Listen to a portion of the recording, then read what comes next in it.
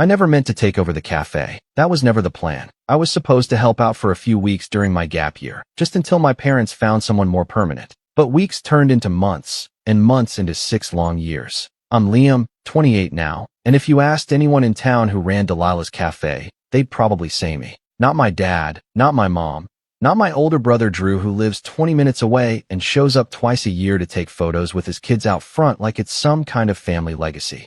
No, they'd point to the guy behind the counter with flour on his shirt and a pencil tucked behind his ear, the one who remembers everyone's name and how they take their coffee. That was me. I started small, sweeping floors, wiping tables, running groceries. I didn't mind. My parents had poured everything into that place when they first moved here from Croatia. The cafe was their dream, and I respected that. But it was crumbling by the time I stepped in, burnout staff, a tired menu, and maybe 5 regulars who came more out of loyalty than love for the food. I saw potential, though. I always had an eye for small details and a gut feeling about what people actually wanted. Slowly, I started suggesting changes. At first, it was subtle, updating the chalkboard menu, adding a new sandwich special, putting on some soft indie music instead of the dated folk songs that made the place feel like a time capsule. The regulars noticed. They smiled more, stayed longer.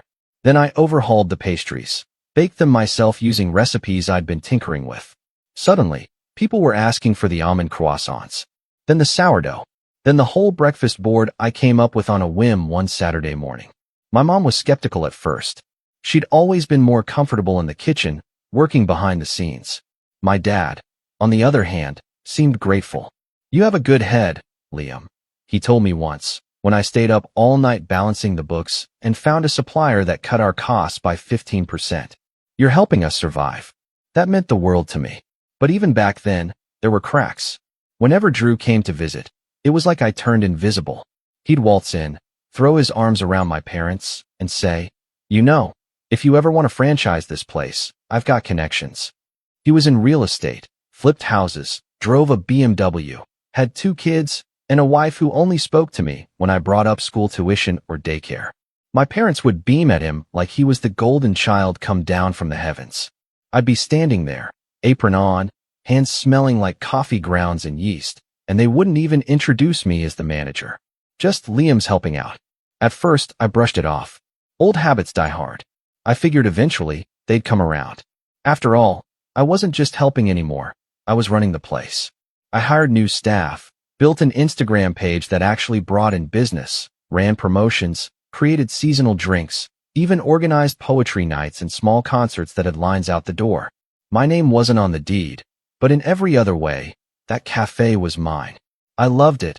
Loved the early mornings, the smell of fresh cinnamon and espresso, the clatter of mugs, the low hum of conversation. It wasn't just a job. It was home. But there were moments, little moments, that chipped away at that illusion.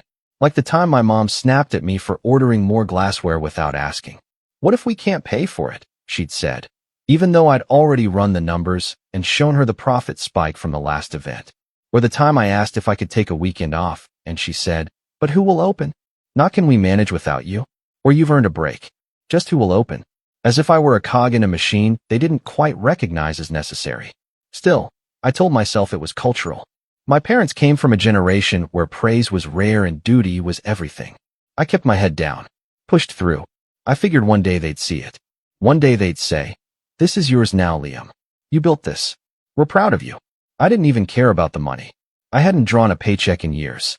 I lived in the tiny studio above the cafe, fixed the leaky sink myself, and used tips to buy groceries. My social life was basically non-existent. But I felt needed. Important.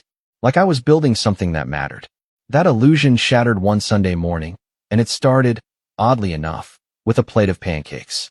We had just finished brunch rush, and I was wiping down tables when Drew walked in, dressed like he'd stepped out of a golf magazine, button-down tucked into khakis, sunglasses perched on his head, expensive cologne trailing behind him. His kids ran straight to the pastry display, smudging their fingers on the glass. My parents lit up like Christmas trees. "Drew," my mom cooed, wiping her hands on her apron and rushing to hug him. "We didn't know you were coming." "Surprise visit," he grinned. "Thought I'd bring the kids for some of that famous sourdough." I nodded at him, gave a quick wave to the kids. "We sold out an hour ago," I said, glancing at the near-empty shelves. But I can make you some pancakes if you want. Just give me 15 minutes. He laughed and said, Nah, I'm not a fan of carbs unless it's from a bottle of wine, and winked. My dad chuckled like it was the funniest thing in the world. I turned to go back to the kitchen when I heard Drew say, Actually, I wanted to talk to you guys about something. Do you have a second? The three of them moved to the back office. I stayed out front, wiped down the espresso machine, restocked lids, rearranged the mugs. 15 minutes passed, then 30, then 45.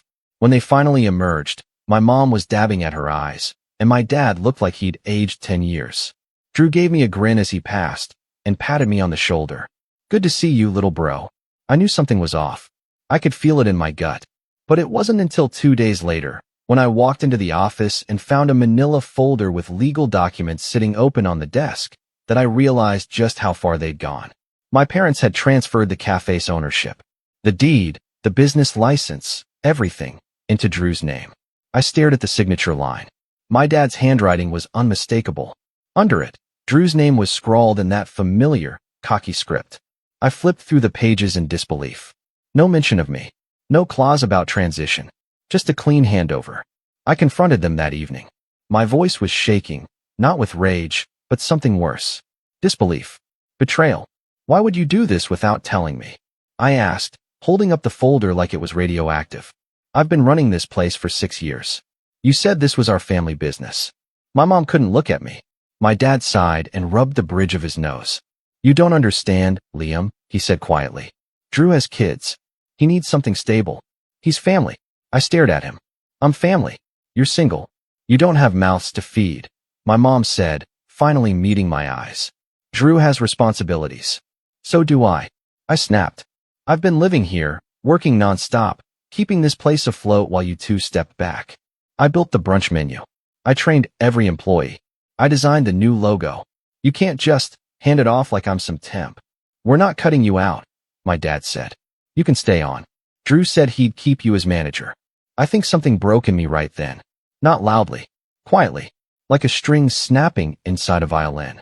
I set the folder down. Walked to the kitchen. Took off my apron. Hung it on the hook. Then I left. No yelling. No slammed doors. Just silence. A week went by. I stayed with a friend on the other side of town. Slept on their couch. Didn't check my phone. Didn't go near the cafe. I felt hollow. Like I'd been sleepwalking for years, and finally woke up to find the dream was never mine. Then, one night, exactly a week later, my phone buzzed at midnight. My dad's name flashed across the screen. I hesitated, then picked up.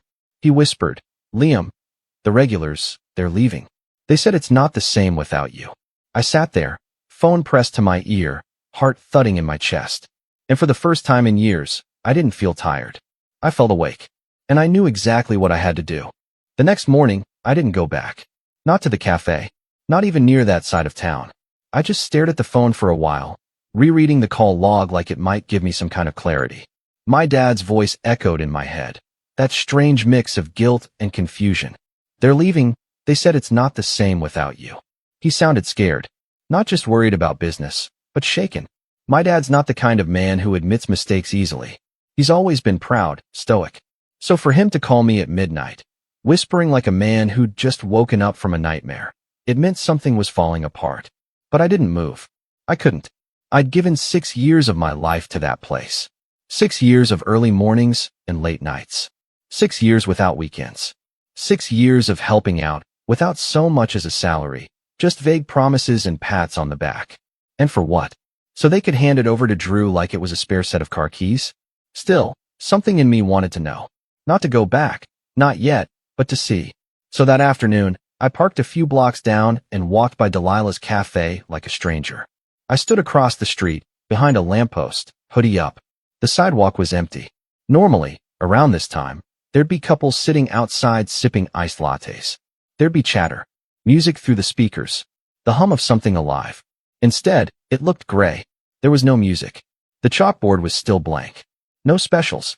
No quote of the day. I used to scribble in colored chalk. One of the chairs out front was missing a leg. The flowers in the planters were wilted. I felt it in my chest. Like watching something you love slowly drown, and knowing you weren't the one who let go, but they told everyone else you did. A few days later, I got a text from Nina, one of the baristas I hired 2 years ago. She was 22, in college, and had never worked in food service before, but she was sharp, kind, and fast. I trained her myself. Her message just said, "I quit today. It's a mess. Can we talk?" We met up at a tiny boba spot near the park. She looked tired, hair tied up in a messy bun, her black apron still in her tote bag. She barely touched her drink. "Liam," she said, not even trying to hide the frustration in her voice. "It's like they don't even know how the place works. Drew shows up for an hour, walks around like he's the CEO, then leaves. Your mom's back in the kitchen, but she won't take suggestions. Your dad just sits at the register, but he doesn't know the new system you set up. I tried showing him how the iPad works, and he told me not to be disrespectful. I stayed quiet, sipping my tea. They ran out of almond milk yesterday. You know how many people ask for that? A ton. One of the regulars, Mary, the one with the knit hat, she came in, asked where you were. When I said you weren't around, she just frowned and left. Didn't even order. That hurt more than I expected. I'm not the only one quitting," Nina said. "Sam's out. Jade's on the fence. If Drew doesn't learn how to do a pour-over soon, the customers are gonna riot." She paused, then looked at me closely. Are you okay?" That question. No one had asked me that in a long time. Not sincerely. Not without following it up with, "Hey, can you cover my shift?" Or, "By the way, we need to reorder oat milk." I don't know, I admitted. I thought I was. But I feel like I've been watching a slow car crash. And somehow, I'm still in the driver's seat. Nina reached across the table and gave my hand a squeeze. "You built something real, Liam. They don't know how to run it without you. But that's not your problem anymore." I wanted to believe that. I really did.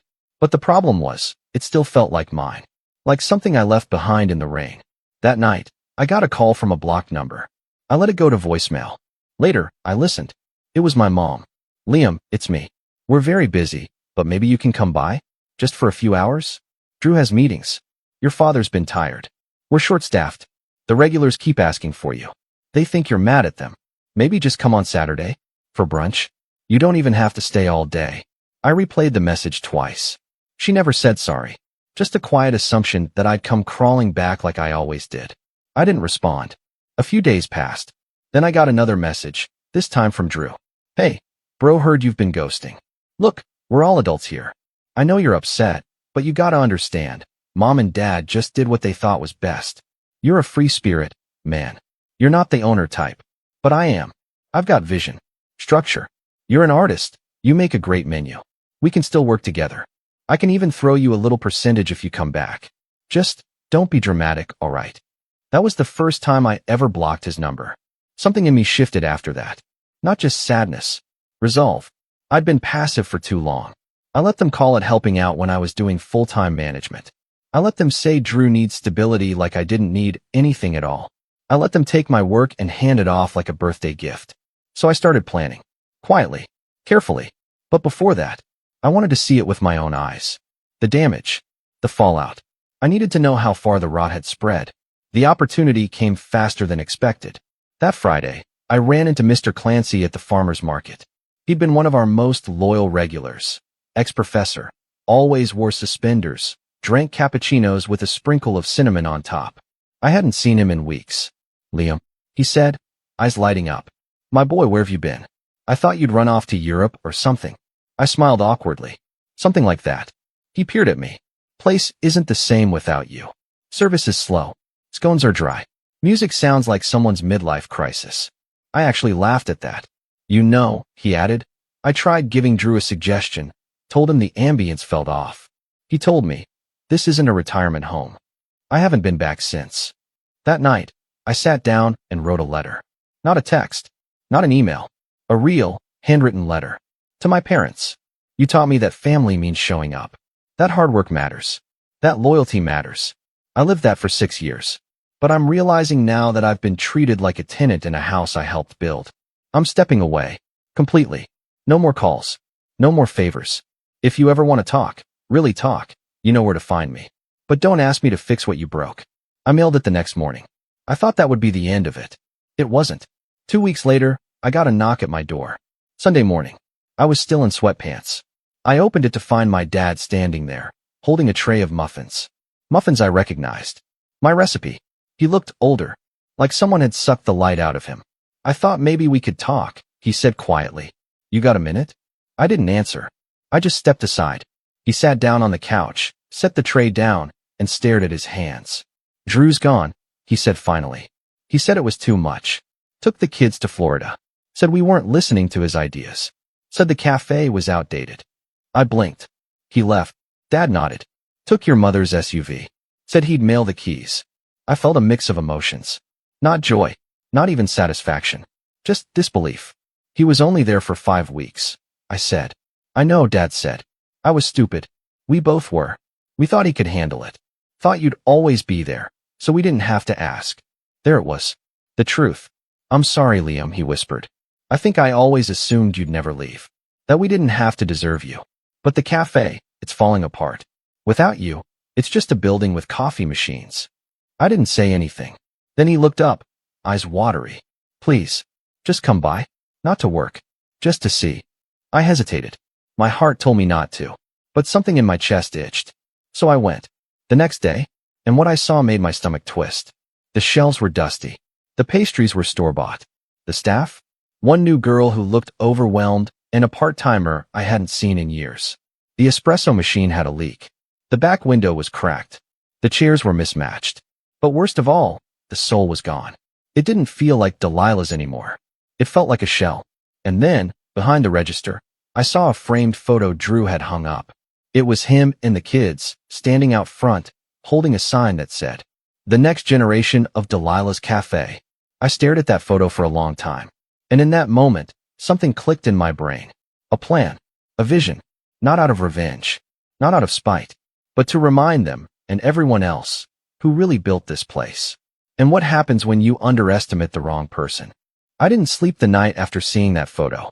Not because I was angry, though I was, but because I felt like I was staring at a gravestone with my name erased off of it.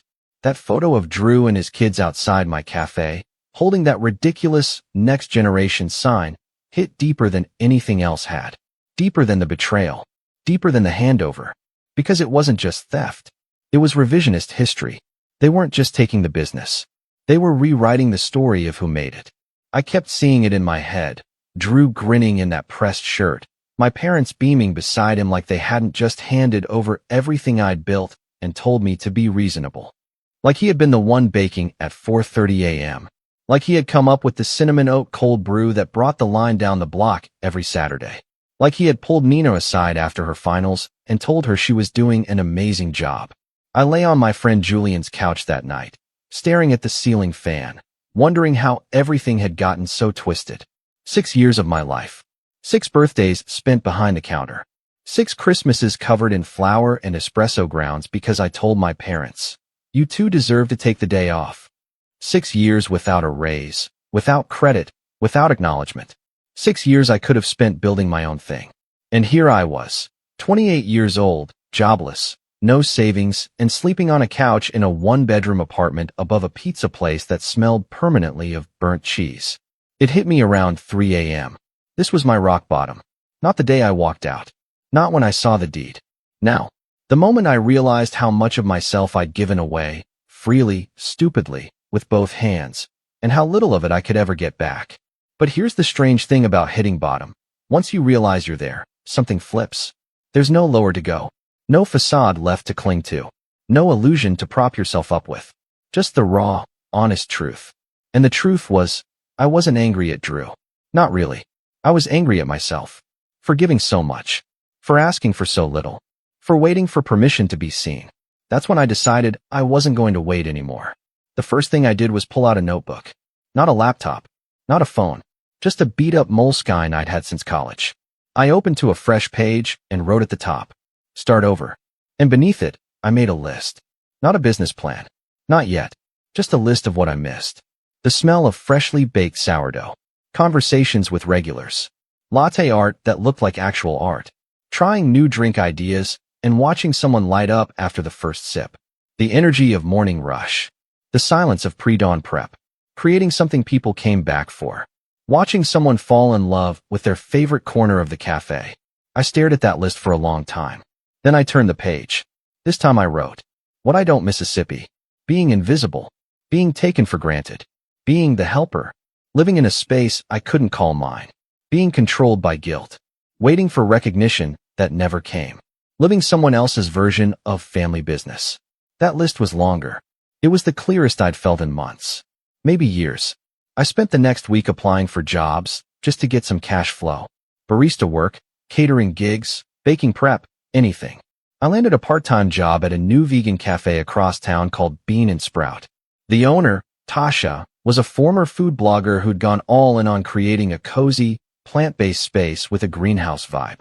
She had a startup's energy and the attention span of a golden retriever, but she let me experiment with their menu right away. I started slow. Didn't tell her much about my past. Just made my lattes, cleaned up, clocked out. But on my third shift, she caught me tweaking the layout of their pastry display. "Did you move the muffins?" she asked, brow raised. "They were crowding the vegan lemon scones," I said. "People reach for what's front and center. Figured you'd want to push the high-margin stuff." She blinked. "Okay, who are you?" I shrugged. "Someone who spent too many years watching pastries not sell because they're in the wrong spot." She grinned. "You want to take over display layout permanently?" I paused. "Sure." That was the first yes I'd heard in months that wasn't transactional. I started staying after hours, helping Tasha brainstorm specials. I pitched a summer solstice board that featured house-made lavender granola, coconut yogurt, fruit compote, and mini matcha muffins. It sold out the first weekend we ran it. Tasha gave me a fist bump and said, "You're a freaking wizard." For the first time, I felt like I wasn't just filling a gap. I was being seen. Word got around. Old customers from Delilah's started trickling in. First Mary with the knit hat, then Clancy with his suspenders, then the girl who always ordered an haute couture and used to doodle in her sketchbook for hours in the corner booth. They'd do a double take when they saw me behind the counter. "You're here now?" they'd ask, smiling. "For now," I'd say. Each one told me the same thing, in different words. Delilah's isn't the same. It's got no soul anymore. Eventually, even Nina came by. She'd taken a gig at a bakery down the road and was thriving. We sat in the back during my break and talked about old times. "You were too good for that place," she said. We all knew it. I didn't cry, but I felt something unclench in my chest. Like a knot I hadn't realized was still there had finally come loose. Around that time, Tasha approached me with an idea. "You ever think about starting your own place?" she asked, sipping her turmeric latte. I gave a half laugh. "Only every day." "Serious question. I've got investors sniffing around. They want to open a second location. I'm not ready. But you? You're kind of built for it." I looked at her, stunned. "Are you offering?"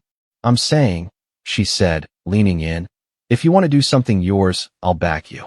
Or at least help you find someone who will." I went home that night and didn't sleep again. Not from dread this time. From possibility. Within 2 months, I drafted a full concept. It wasn't Delilah's 2.0. It was mine. A brunch-forward cafe with a bakery twist. Open concept kitchen. Communal tables and quiet nooks. Local art. Rotating seasonal menu. A place that felt alive, like it breathed with the city. I called it Bruno's.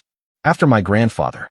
The man who taught me how to knead dough when I was 9, who used to say, "Flour remembers the hands that shaped it." Every detail was deliberate. Every choice was mine. We found a small space near the Riverwalk. Sunlight poured through the front windows in the morning. The walls were exposed brick. The rent was manageable. I poured my savings into it, and Tasha helped me find an angel investor who believed in the vision. Opening day was chaos. The espresso machine jammed. A box of produce went missing. Our POS system glitched. But people showed up. Old regulars. New faces. Friends of friends. Strangers who'd seen the flyers or followed the teaser posts on Instagram. I stood behind the counter, apron on, hands slightly trembling. Then someone walked up and said, "Liam, right? I used to go to Delilah's every Saturday just for your sourdough. Please tell me it's on the menu here." I smiled. It's better now. A month in, we were breaking even. 2 months in, we had a write-up in a local food blog. 3 months in, we were booking out weekend brunch slots a week ahead. Customers brought their friends. Influencers started tagging us. I hired Nina full-time. Gave her a leadership role. She cried when I handed her the offer letter. Every day, I walked in and felt like I was breathing new air. The walls felt different. The light felt different. Because this wasn't a borrowed dream. It was mine. Then, on a quiet Wednesday morning, the bell above the door chimed. I looked up, and there they were. My mom, my dad, standing in the doorway like strangers at a gallery, unsure if they were allowed to enter. They looked older, smaller. My mom clutched her purse. My dad had his hands in his coat pockets. They looked around, at the art on the walls, the fresh bread on the shelves, the regulars reading books or chatting softly over their drinks. And then their eyes found me. My mom smiled first, tentative, watery. My dad looked down, then back up again. I walked around the counter, slow, steady. We stood facing each other, in the middle of the cafe I'd built. My mom opened her mouth to speak. But before she could say a word, the crowd parted, and he walked in. Drew, tanned, sunglasses pushed up on his head, grinning like he had tickets to a show. He looked around, nodded, and said, "Huh, not bad. Got yourself a little cult following, huh?" The cafe went still. My parents froze. And for the first time in my life, I smiled without fear, because I knew exactly who I was, and I knew exactly what I was about to do next. I didn't flinch when I saw Drew, not like before. He walked in like he owned the place, chin high, that overconfident swagger he used even when walking into rooms he had no business being in. The same smugness that used to steamroll over me when we were kids. Back then, he'd borrow my bike without asking, break it, and somehow I'd be the one apologizing. Nothing ever stuck to him. And clearly, nothing had changed. I could feel my hands curling into fists, but I kept them loose at my sides. Not here. Not now. This was my space, and I wasn't going to let him dirty it. He glanced around, gave a low whistle. "Damn, you really did this, huh?" He said it like he was surprised, like it was an accident I'd built something better than he ever could. I didn't answer. My mom looked between us, clearly panicked. "We didn't know he'd come," she whispered. "He must have followed us." I believed her. Kind of. But the damage had already been done. Drew's presence had shifted the energy. Customers were glancing over now. Quiet murmurs rippled through the cafe. Drew stepped closer. "You got a table? I'm starving. Thought maybe we could catch up, little bro." He grinned, like the past year hadn't happened. Like he hadn't hijacked everything I'd built and called it his own. Like I hadn't vanished from my own life for half a year because of him. I let the silence stretch. Then I said, loud enough for the nearest tables to hear, "This cafe doesn't serve parasites." A few gasps. One soft laugh from someone near the window. My mom's face paled. My dad looked down again. Drew's grin faltered. "Okay," he said, that cocky edge starting to crack. "You've had your fun. Now maybe let's talk like adults." "You mean the way you talk like an adult, when you forged your way onto a deed and told the staff I was just a helper?" I asked, still calm. Still ice. My voice wasn't shaking anymore. Drew looked uncomfortable now. "You walked out. No one kicked you out." I took a slow step forward. "You took everything I built," I said, voice quiet, but with weight behind every word. "The menu I created, the staff I trained, the atmosphere I cultivated, and you ran it into the ground in 6 weeks." His nostrils flared. "I tried to save it. You were just playing pretend. That place wasn't sustainable." "Funny," I said, folding my arms, "because it's been more than sustainable here. Without you. Without them. Without anyone but the people who actually care." I turned to my parents then. My mom looked like she was on the verge of tears. My dad, stoic, unreadable. But he didn't speak. They never spoke when it counted. "You shouldn't have brought him," I said to them. "If this was your idea of a peace offering, it's as tone-deaf as everything else has been." I turned to go, but my dad suddenly spoke. "You're right," he said. I stopped. The whole cafe seemed to pause with me. He looked at Drew, then at the customers, then back at me. "You're right," he repeated. "We made a mistake, and we've been living with it ever since." Drew blinked. "What, Dad? You threw it away," my dad said sharply, not even looking at him. "You didn't want the cafe. You wanted control." My mom put her hand over her mouth. I stood still, trying to process what I'd just heard. The apology I thought I'd never get, but now it didn't feel like a victory. Because it wasn't about words anymore. It was about consequences. And that's when the ideas started to form. After they left, I sat with Tasha in the back office. She had that look in her eyes again, the one she got when she was about to do something reckless and brilliant. "So what's the play?" she asked. I looked at her. "I'm going to take back everything they gave him." She raised an eyebrow. "You want to reopen Delilah's?" "No," I said. "I want to bury it." She nodded slowly. Tell me everything. So I did. Over the next few hours, we hatched the plan.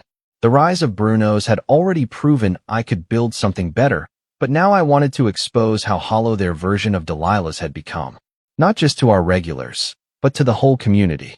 Because here's what I realized. Drew didn't just rob me of ownership. He tried to rob me of identity, of authorship, of narrative. He wanted to be the face of something I built with blood, sweat, and soul. He wanted to wear my story like a coat. So I was going to take it back, publicly, smartly, and with the kind of precision he'd never see coming. Step 1. Reclaim the regulars. It started with invitations. Handwritten. Personalized. Every former Delilah's regular I could remember got one. I still had the old customer log in a notebook, names, drinks, favorite seats. The invitation was simple. You knew me at Delilah's. Now come see what I've built. One weekend only. VIP preview of Bruno's autumn brunch menu. For our original supporters only. I sealed each one with a wax stamp. Made it feel exclusive. Intentional. That weekend, they came in droves. Clancy, Mary, the sketchbook girl. Dozens of them. Some I hadn't seen in a year. They gasped at the design. Took pictures. Hugged me. Told stories. One whispered, I knew you had something special, Liam. I'm so glad you finally got your own place. I didn't just reclaim them. I reminded them of who I was. Who I'd always been. Step 2. Expose the collapse. I reached out to Nina and the other former staff who had fled Delilah's after Drew took over. We met at a tiny wine bar one evening. I bought the first round. Tell me everything, I said. And oh boy, did they tell me. Drew had tried to cut costs by using frozen pastries. He canceled the poetry nights and community events. He replaced the chalkboard with a generic wall sign. He tried firing an employee for talking back when they asked for a second mop. He told customers that too much art makes the place look cluttered. I took notes, dates, incidents. Then I called a friend from the local food blog, the same one who had written a glowing piece on Bruno's 2 months earlier. I've got to follow up, I told her. But it's more than a review. It's a story about what happens when passion is replaced with profit. She was intrigued. We scheduled a full interview. She even asked to visit both cafes to compare. Let's just say, Bruno's made an impression. Step 3. The event. Tasha helped me organize it. A weekend market pop-up in the park across from the river, right near Delilah's. Officially, it was branded as Bruno's Fall Fest, but everyone knew what it was. Live music, local vendors, pumpkin lattes, and my sourdough, center stage. We set up banners that read, built with heart, baked with soul. Bruno's. Customers lined up. Pictures were posted. Stories were shared. Someone even graffitied a bench near Delilah's with the phrase, it's not the same without Liam. I didn't do it, but I didn't erase it either. Then came the final stage, the one that would sting. We announced Bruno's second location. Not across town, not even down the road, directly next door to Delilah's. The space had just opened up. A former boutique store. Same foot traffic. Bigger windows. I made the deposit the next day. Tasha looked at me as I signed the lease and asked, you sure you want to go this far? I looked her in the eye. I'm not doing this to destroy them, I said. I'm doing this to make sure they never rewrite my story again. And maybe, make them watch what happens when the kid they overlooked becomes the man they can't ignore. The opening day of Bruno's second location was quiet on purpose. No grand ribbon cutting. No press releases. No live streams. Just a soft launch with handwritten signs in the window that said, Bruno's, now even closer to home. It was less than 20 feet from Delilah's. Literally a few steps across a narrow alley. I chose the unit not to compete with them, but to overshadow them. I didn't want to steal their customers. I wanted them to walk out of Delilah's, glance left, and feel the pull of something better. Something real. The new space was beautiful. Sleek but warm. Natural wood tables, soft jazz in the background, plants draped over exposed beams, glass jars of house-made granola on the shelves. A pastry counter with rotating daily specials. Staff in tan aprons, hand-picked and trained the way I always wanted to, slow, intentional, empowered. We called it Bruno's West. And it was everything Delilah's used to be, before they ruined it. On day 1, we pulled in nearly double what Delilah's made that weekend. Customers who used to glance at Delilah's and sigh now lined up outside Bruno's West. The same familiar faces. New ones too. People taking selfies with our art wall. Influencers filming our lavender oat cortados and cardamom buns. A food critic even showed up unannounced and raved about our maple sage scones. The next morning, someone left a 5-star Google review. Finally, a brunch spot with heart. I remember Liam from the old place. Glad to see he's found his own space, because it turns out he was the old place. I didn't ask for that review. I didn't need to. The truth was spreading. 2 weeks in, I noticed something curious. Delilah's hours started changing. First, they reduced their brunch days from 5 to 3. Then they stopped opening on Mondays entirely. I passed by occasionally, never went in. But I saw the signs. The windows got dustier. The chalkboard, which someone had apparently returned to, now had messy handwriting and last week's date still on it. The planters out front were empty. The baristas looked tired, bored. The smell of fresh baking? Gone. It was dying. Not because I stole anything, but because there had never been a soul in Delilah's without me. They just didn't know it until it was too late. Then came the article. Remember that local food blogger I'd spoken to months ago? She published a long-form feature titled, "The Cafe That Forgot Its Heart and the One That Found It." It was brilliant. She never named names, but she didn't have to. She detailed the story of a family-run cafe that lost its spirit after a quiet, unacknowledged shift in ownership, and how its former baker left, started something new, and built a space rooted in authenticity, community, and love. She called it a parable of modern entrepreneurship and silent betrayal. It went semi-viral. Locals shared it. Foodies reposted it. Even a regional magazine reached out about profiling Bruno's. The final paragraph hit like a hammer. Sometimes the ones who build quietly are the ones you underestimate the longest. Until suddenly, they're the only ones left standing. A few days after the article dropped, I got a voicemail. It was from Drew. He didn't even say hi. Just, "Congrats, man. You won. Hope it was worth it." No apology. No ownership. Just a sulky tone from a man who thought he was invincible and found out. Too late. That legacy isn't inherited. It's earned. I didn't call him back. That same week, Tasha texted me a photo someone had sent her. It was a screenshot of Delilah's Yelp page. The top review? "Used to love this place. Not anymore. Ever since the change in management, it's been a shadow of what it was. Go to Bruno's instead. It's where the magic went." I stared at the photo for a long time. Then I opened the Bruno's Instagram account and posted our newest special, Croatian walnut rolls. My grandfather's recipe. The caption? "Some roots run too deep to be torn up." One morning, about a month later, I opened the cafe early. Just me and the soft buzz of the espresso machine. I was restocking the cups when I heard the bell over the door. I turned, expecting a delivery. It was my father. He stood there in his brown coat, hat in hand. His shoulders looked smaller than I remembered. I didn't say anything. He walked up slowly, looked around. "This place," he said, after a long pause. "It feels like home."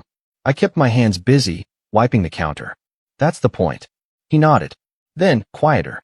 "Delilah's is closing." I stopped. He didn't look at me when he said it. Just stared at the wood grain in the counter. "It can't keep up. We lost most of the regulars." Drew bailed again. "Your mother's tired. We can't run it alone." I didn't gloat. I didn't smile. Instead, I asked, "Why are you telling me?" He exhaled. "Because I wanted you to hear it from me, not the neighborhood. And because..." He faltered. "Then, you were right. We didn't deserve you. We didn't see you. We let ourselves believe you'd never leave. That we could take without giving back. And we were wrong." I waited. Not for more words, just for the silence to settle. Then he reached into his coat pocket and placed something on the counter. A small, sealed envelope. I didn't open it. "Not yet. I hope someday you'll forgive us," he said. And with that, he left. I waited until after the morning rush to open the envelope. Inside was a letter. No legal documents. No offers. Just a page in my dad's careful handwriting. "Liam, I used to think owning something meant holding it tightly, keeping it in the family, protecting it at all costs. But now I know the truth. Ownership is not about paper. It's about presence. And you were the only one who was ever present. I'm proud of you. And I hope one day we can sit at a table together again, not as owner and son, not as employee and boss, but just as father and son. Love, Dad." I folded the letter slowly and placed it in my apron pocket. A month after Delilah's closed, the space was empty, boarded up, faded sign, no flowers, no chalkboard, just silence. Someone tagged the front door with graffiti one night. A quote I didn't recognize. You can't fake roots. They grow where the care lives. Someone sent me a photo. I didn't erase it. At Bruno's, we launched a community mentorship program for young chefs. We partnered with local schools, taught classes, gave kids a chance to shadow our bakers. Nina spearheaded the whole thing. We called it, "The Table is Yours." Sometimes people ask me what happened to the old cafe, and I tell them this. It wasn't the building. It wasn't the name. It wasn't even the menu. It was me. And when I left, the soul went with me. And when they ask if I miss it, I just smile. Because I don't need to hold a grudge. I built something better. I became something stronger. And they'll never forget it. Final line. I pass by the old Delilahs sometimes, just to remind myself how quiet it gets when the wrong people try to claim your voice. Because now they know what I always knew. You can't inherit a legacy you didn't build.